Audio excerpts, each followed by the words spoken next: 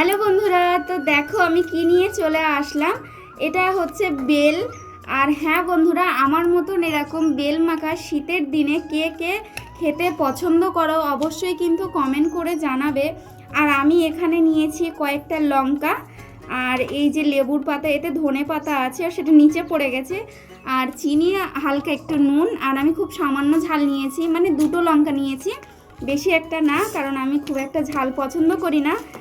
তো আমি মাখতে থাকি আর তোমরা ততক্ষণ দেখতে থাকো। বন্ধুরা, ঠিক চামচ দিয়ে হচ্ছে না, এই হাতটা না লাগালে, তো আমি হাত দিয়েই মাখছি।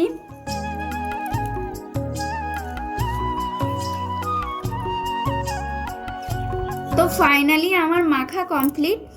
আর আমরা যখন এই স্টেশনে এই বেল মাখা খেতাম না, ঠিক এরকম তার ওই বেলের খোলার মধ্যে এরম কিন্তু আমাদের বেল মাখা দিত, বেশ ভালো লাগতো। আর একটা করে চামচ, ব্যাস এই যে আমার বেল মাখা রেডি।